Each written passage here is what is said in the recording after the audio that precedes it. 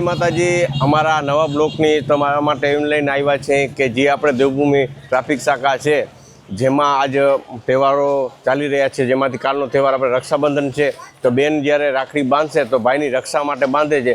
ત્યારે ટ્રાફિકના થોડાક એવા નિયમ અમે બધા પૂછશું કે જેના કારણે ટ્રાફિકની એક નવી જાગૃતિ આવે અને ભાઈની બેન જે રક્ષા કરવા રાખડી બાંધે છે ત્યારે રક્ષામાં ભેગું એને ભેટ આપે જે ટ્રાફિક નિયમ છે, જેમ કે હેલ્મેટ છે, સીટ બેલ્ટ છે, અથવા કોઈ એવી રીતે વાહન ચલાવે નહીં, એના માટે બેનને રાખડી ભેગી એક ભેટ દેવા અમે બધાને આજ કહેશું કે તમે ભેટ ભેગી દો. એ અમારું સૂચન રહેશે આ અમારા યુટ્યુબ માધ્યમથી. અને આ બ્લોગમાં તમે જોડતા રહેજો, લાઈક શેર અને સબસ્ક્રાઈબ કરવાનું ભૂલતા નહીં. બેન, તમે રાખડી શા માટે ખરીદો છો? રાખડી ટૂંકમાં રક્ષાબંધનનો તહેવાર આવી રહ્યો છે, એટલે આપણે કોઈ પણ ભાઈ બહેન છે કે બેન છે અથવા તો કોઈ પણ આપણું જે સગા સંબંધી છે કે આપણે એની રક્ષા કરવા માગતા હોઈએ, રક્ષાની ઈચ્છા હોય, એના માટે રાખડી ખરીદી અને ટૂંકમાં એક તાતણો બાંધીને આપણે એવું બતાવીએ છીએ કે આ માણસની આપણે રક્ષા કરીએ એમ. પછી એ ભાઈ બહેન હોય કે બેન હોય કે કોઈ માતા છે, આપણે જો કુંતા અભિમન્યુને રાખડી બાંધી હતી એની રક્ષા માટે એના પ્રતિક રૂપે. એટલે રક્ષાબંધન માત્ર ભાઈનો નહીં પણ એમ કે કોઈ પણ આપણે રક્ષા જેની ઈચ્છતા હોય એ વ્યક્તિને આપણે બાંધી શકીએ છીએ. તમે તમારા ભાઈને શું ટ્રાફિક વિશે સમજાવશો, એની રક્ષા થાય એના માટે? મારા ભાઈને હંમેશા એવું કહીશ કે સલામતીથી વાહન ચલાવે, બરાબર, ટ્રાફિકના નિયમોનું પાલન કરે, હેલ્મેટનો યુઝ કરે, જો 4 વ્હીલ ચલાવે છે તો સીટ બેલ્ટનો ઉપયોગ કરે, બરાબર, અને ઓવર સ્પીડમાં વાહન ના ચલાવે, કારણ કે એનો પરિવાર ઘરે રાહ જોતો હોય. મારી ભાઈને નહીં પણ દરેક બહેનોનો ભાઈ છે એને ફોલો કરે, બહેનો પણ એને ફોલો કરે, બરાબર. એટલે રક્ષાબંધન છે એની સાથે સાથે આપણે ટ્રાફિકનું પાલન કરીને પણ રક્ષા કરીએ, બરાબર. Thank you ma'am. બેન, તમે રાખડી શા માટે ખરીદો છો? મારા ભાઈની રક્ષા માટે. તો તમારી ભાઈની રક્ષા માટે તમે શું સલાહ એને આપશો?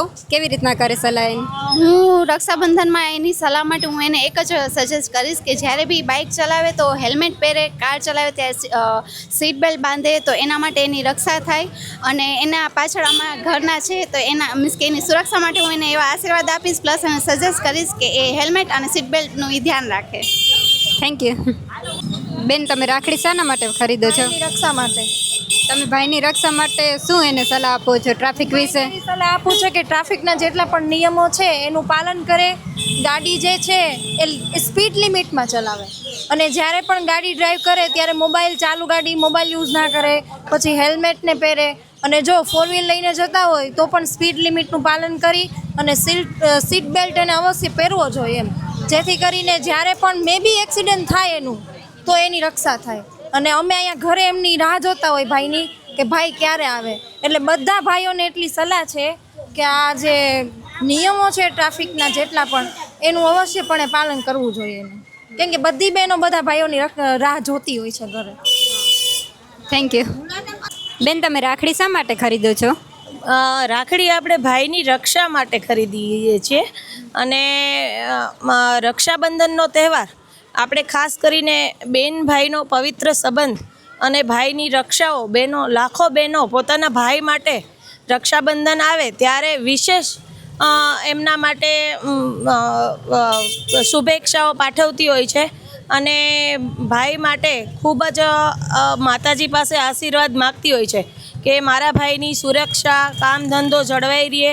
અત્યારે હું અહીંયા બહાર નીકળી છું ત્યારે ટ્રાફિક અવેરનેસ દ્વારા આ એક ઝુંબેશ ચાલી રહી છે, તો એમાં આપણે જોઈએ કે આ લોકો આટલા સરસ પ્રયત્નો કરે છે, તો ભાઈઓએ ખાસ જ્યારે બાઇક ચલાવે ત્યારે ખાસ હેલ્મેટ પહેરવું જોઈએ, અને જ્યારે કાર ચલાવે ત્યારે સીટ બેલ્ટ બાંધવો જોઈએ, અને કોઈ પણ એવી જે નોર્મલ ગતિમાં હોય તે રીતે પોતાનું વાહન ચલાવવું જોઈએ, કેમ કે ભાઈની બેન તો એમની માટે રક્ષા માટેની પ્રાર્થના કરતી જ હોય છે, અને બેનને એક ભાઈ જીવથી વાલો હોય છે, અને ભાઈ હોય છે એ આખા પરિવારની સાંકળ હોય છે કે એમનો જીવ, બેનનો જીવ, એમના માતા પિતાનો જીવ એમના ભાઈનામાં અંદર સિંચાયેલો હોય છે કે ભાઈ જ્યારે બહાર નીકળે તો આ તહેવાર ઉપર આપણે ભાઈઓને એક નમ્ર અપીલ કરીએ કે પોતાના પરિવાર માટે, પોતાના પત્નીઓ માટે, પોતાની બહેનો માટે પોતાનું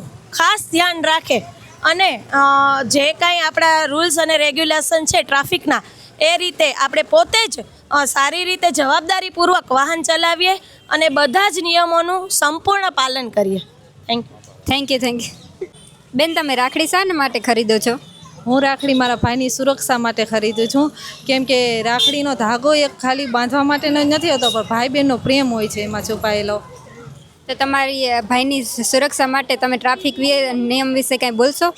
હા, જરૂર બોલીશ, કેમ કે ભાઈ આપણો જ્યારે ઘરેથી નીકળે છે ત્યારે આપણે એમ વિચારી શકીએ ભાઈ જલ્દી પાછો આવી જાય, પણ એક બાબત ભાઈને ખાસ બાબતનું ધ્યાન રાખવું જોઈએ કે એને હેલ્મેટ પહેરીને નીકળવું જોઈએ, ગાડીની સ્પીડ માપમાં ચલાવવી જોઈએ, અને ખાસ કરીને જ્યાં ગળદીને હોય એવા ઇલાકામાં એને વાહન ધીમે રાખવા જોઈએ, કેમ કે એની રાહમાં એનો ઘર પરિવાર એનો રાહ જોતો હોય છે. જેમ કે હું રાહ જોતી હોઉં, મમ્મી રાહ જોતા હોય, ભાભી રાહ જોતા હોય, તો એને એ બાબતનું ખાસ ધ્યાન રાખવું જોઈએ. થેન્ક યુ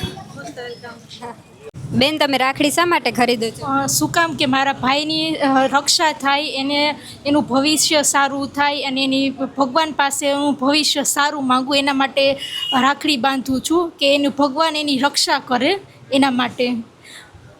અને એની રક્ષા તમે કેવી રીતના એને સલાહ આપશો? એને હું સલાહ આપવા માંગુ છું કે તે જ્યારે એકલો જાય ત્યારે હેલ્મેટ પહેરીને જાય, અને કારમાં જાય ત્યારે સીટ બેલ્ટ બાંધીને જાય, તો એનાથી એને પૂરી સુરક્ષા મળશે, અને જે ડ્રાઈવ સેફ કરે અને સ્પીડ ઓછી કરે, એનાથી તેની રક્ષા થઈ શકે. અને તમે રાખડી શા માટે ખરીદો છો? રાખડી આપણો એવો તહેવાર છે, ભાઈ બહેનનો પવિત્ર તહેવાર, કે જેનાથી આપણે આપણા ભાઈના અને ભાઈ છે એ આપણી બેનને એની સુરક્ષા માટે, અને બેન એની કામના કરે છે કે ભાઈ હંમેશા ખુશ રહે અને એની સુરક્ષા કરે. તો રાખડી લેવા માટે અલગ અલગ જગ્યાએ રેકડીઓને ઊભી છે, તો માણસો છે એ હેલ્મેટ પહેરે, સીટ બેલ્ટ બાંધે અને પોતાની સુરક્ષા રાખે. સાથે સાથે એ લોકો છે એ પાર્કિંગ છે એ પણ જ્યાં ત્યાં ન કરે, જેને કારણે આમ જનતાને હાલાકી ન ભોગવવી પડે. Thank you madam. બેન, તમે રાખડી શા માટે ખરીદો છો? અમે જો ભાઈની રક્ષા માટે બાંધીએ છીએ રાખડી, કે ભગવાન રક્ષા કરે ને આશીર્વાદ દે ભાઈને. તમે રક્ષા કેવી રીતના એના કેમ સલાહ સૂચન આપશો? ને હાથમાં ઓલો પટો પહેરાવે, પટો કે હા, ને હેલ્મેટ પહેરીને નીકળે.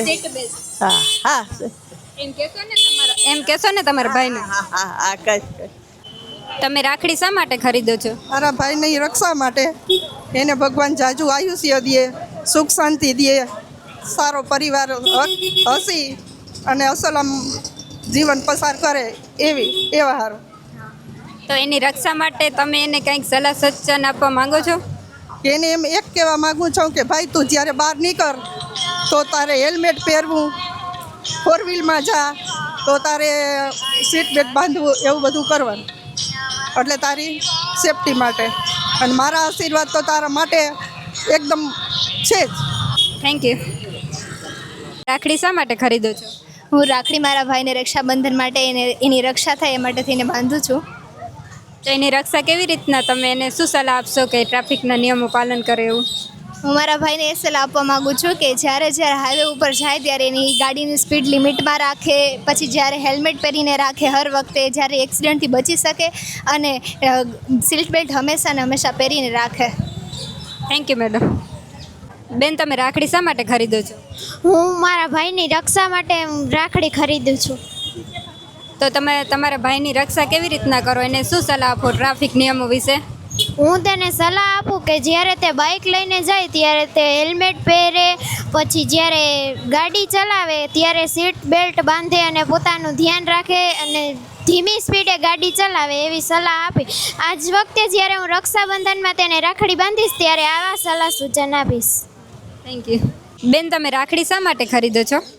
મારા ભાઈ માટે, રક્ષા માટે, તેમજ મારા ભાઈની આવરદા રહે, સુખ શાંતિ અને સમૃદ્ધિ રહે અને તેનું ભગવાન બચાવે એના માટે. તો તમે ટ્રાફિકના નિયમો વિશે તમારા ભાઈને કંઈ કહેવા માંગો છો? હા, ચોક્કસ. હેલ્મેટ પહેરે, ટ્રાફિક નિયમ જે નિયમ બનાવ્યા છે, હેલ્મેટ પહેરે, સીટ બેલ્ટ પહેરે અને ધ્યાન રાખે બધાનું. એમ જે નિયમ છે કાનૂની બનાવ્યા છે ભગવાને, કે રૂલ્સ બનાવ્યા છે, એ રૂલ્સનું પાલન કરે. એના માટે હું ઈચ્છું છું કે મારા ભાઈની રાખડી બાંધે ત્યારે એ નિયમનું પાલન કરે, જેથી બધાને એક્સિડન્ટ અકસ્માત જે બનતા હોય બનતા અટકી જાય. બેન, તમે રાખડી શા માટે ખરીદો છો? ભાઈની રક્ષા માટે બાંધી છે.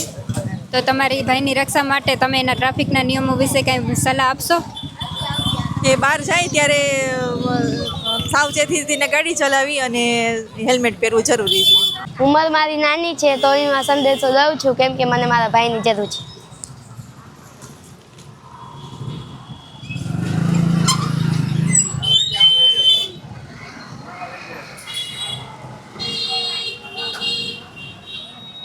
ઉંમર મારી નાની છે એટલો સંદેશો આપું છું કે મને મારા ભાઈની જરૂર છે.